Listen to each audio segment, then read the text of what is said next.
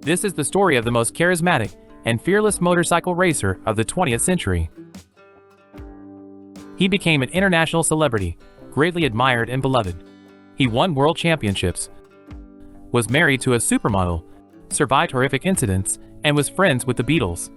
This is the story of a legendary man, the story of Barry Sheene. Barry was born in London on the evening of September 11, 1950. According to his older sister, Barry was born with eczema, and when it cleared up, he developed asthma. So for the first few years of his life, he itched constantly, and then started coughing. He was a problem child, and required a lot of attention. Barry started smoking at the age of 11, and when his mom first caught him with a cigarette, he told her that it was his sister who gave him the cigarette. Little Barry didn't like school, so he often faked asthma attacks to skip classes.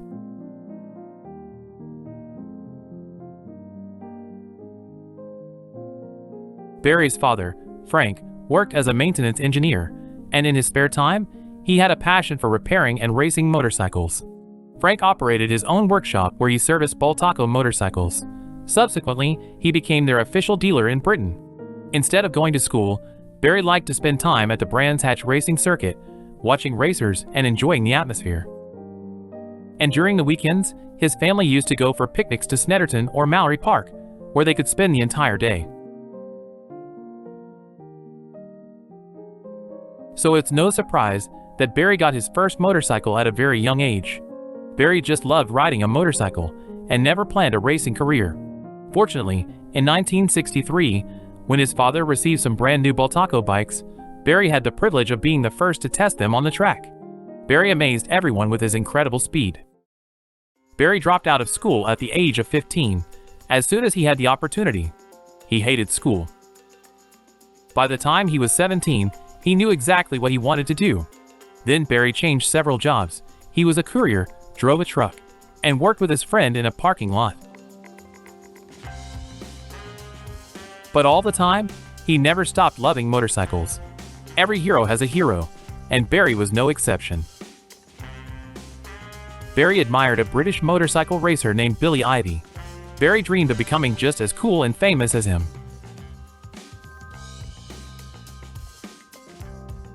Barry Sheene began his racing career in the 68th. He won several races on the Brands Hatch racetrack. In the year of 69, Barry finished second in the national championship. It was his first full racing season. The same year, his idol, Billy Ivy, died during a race practice. When the engine failed, Billy fell off his motorcycle and impacted an unprotected fence. It was a big shock to Barry, but it didn't stop him. In 1970, Barry borrowed money from his father and bought a 125 cubic centimeter Suzuki RT67. It was a fully prepared racing bike, and it had been raced before.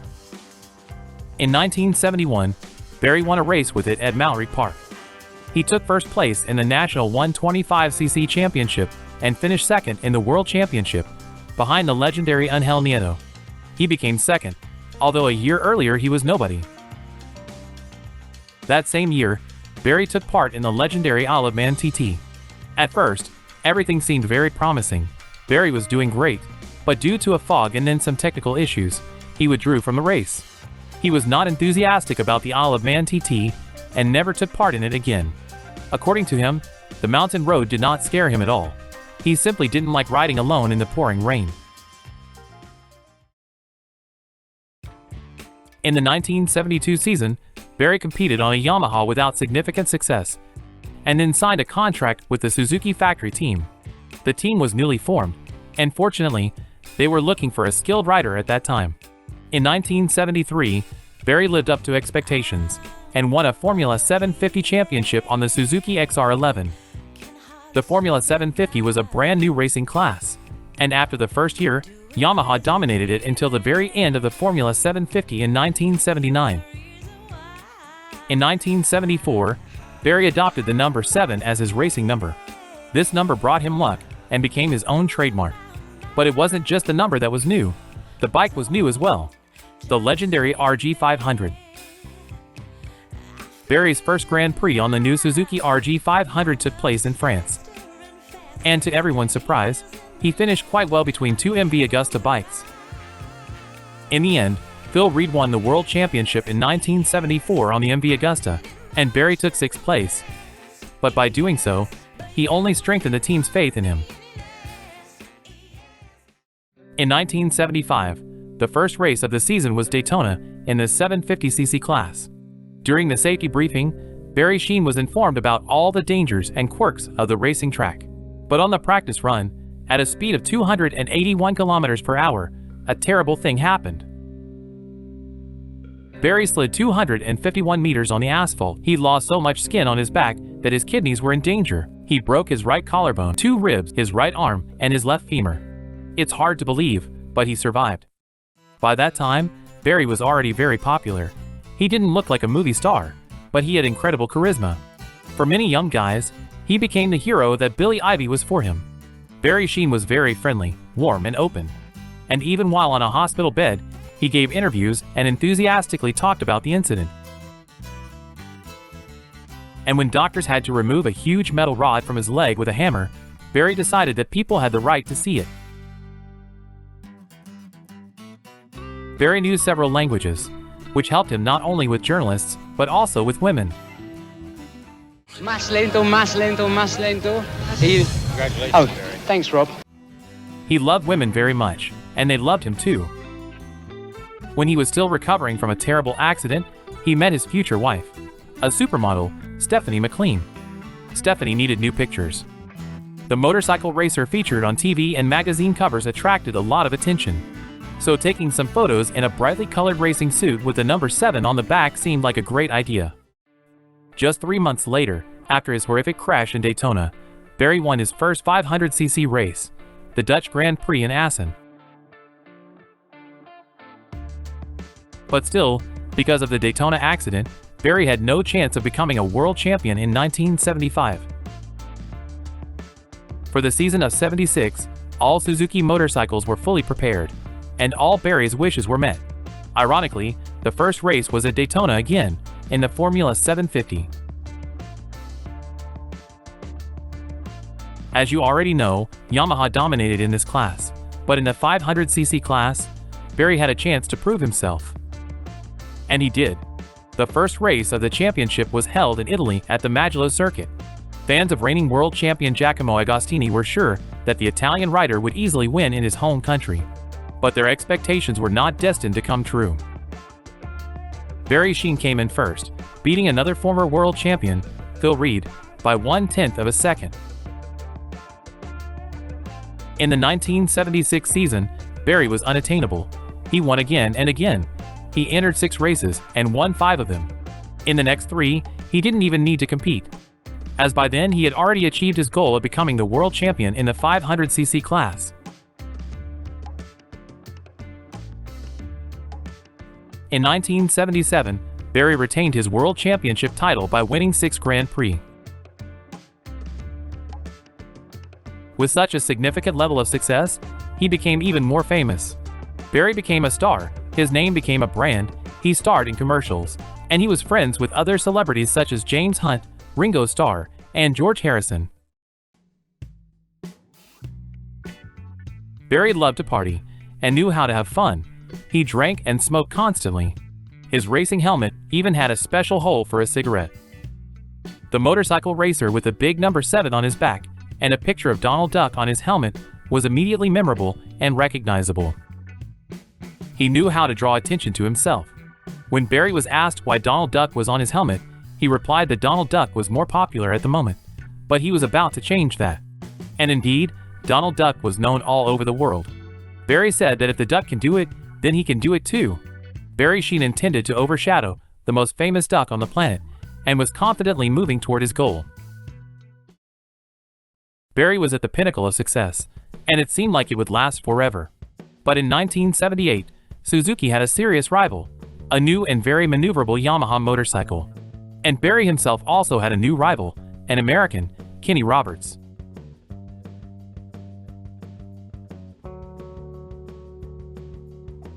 The season of '78 was unsuccessful for Barry.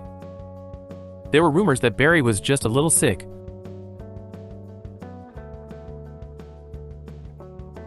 Or maybe Kenny Roberts was too good, as well as his Yamaha. Barry only managed to win the Grand Prix of Sweden. Right after the Sweden Grand Prix, there was a race in Finland. When the practice was over, Barry noticed that the engine sounded a little off. He asked the mechanics to change the engine, but the Suzuki mechanics didn't see fit to do it. And of course, during the race, the engine failed. That year, Kenny Roberts became the world champion, beating Barry by 10 points. Because of his accident at Daytona, Barry was concerned about his safety. He made himself a special spine protector and shared his invention with other racers, including his new chief rival. However, while they were competing in the races off the track, riders banded together to set new safety standards. As a result, race tracks became safer. Some dangerous tracks that were not suitable for bikes, such as the Nürburgring, were excluded from the championship. In '79, Barry Sheene was intent on regaining his crown. At the British Grand Prix at Silverstone, Barry started with a wheelie. Kenny and Barry were going equally well. They were overtaking each other over and over again. And every time Barry passed Kenny, the spectators jumped up. At one point, on one of the turns, as Barry passed Kenny again, he turned around over his shoulder, extended his arm back, and gave Kenny 2 fingers. The fans were thrilled. And this moment went down in history. Even though, in the end, Kenny did win that race and the championship as well. After finishing third in the '79 championship, Barry had a confrontation with the Suzuki team, as he felt that the RG500 was not good enough. Barry threatened to move to Yamaha. He was sure his team would do anything and would never let him go. But it seemed like the Suzuki team didn't care. They simply shrugged their shoulders, and his contract was terminated. Barry then decided that he could get a win on a satellite team's Yamaha bike. But it didn't work. Kenny Roberts' factory bike was simply better. And in 1980, Kenny won the 500cc World Championship for the 3rd time in a row. Ironically, the Suzuki RG500 managed to beat the Yamaha and won the World Championships in 1981 and 1982. But Barry didn't care much, because in 1982, at 257 km per hour on the Silverstone circuit, he crashed again. The debris was scattered everywhere, and according to Kenny Roberts, the crash site resembled the aftermath of an airplane crash.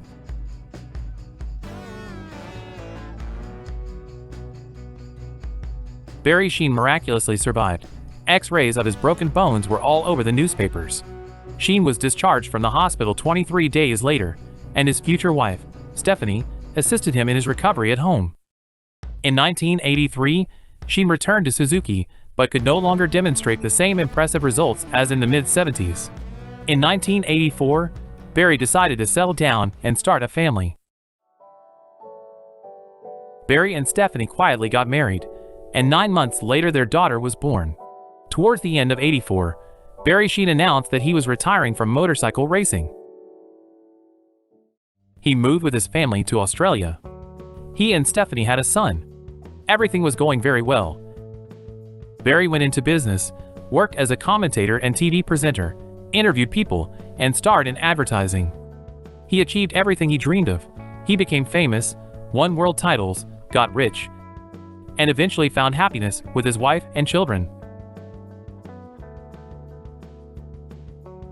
And just as importantly, he went down in history as the most charismatic and courageous rider. He made a huge contribution to motorsport and changed it forever. In July 2002, at the age of 51, Barry Sheene was diagnosed with esophageal and stomach cancer. He refused chemotherapy and chose a strict diet to try to starve the cancer. Barry Sheene died in a hospital on the Gold Coast in 2003, aged 52.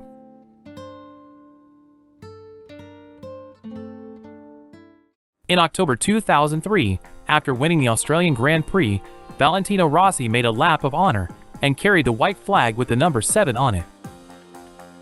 Because every hero has a hero.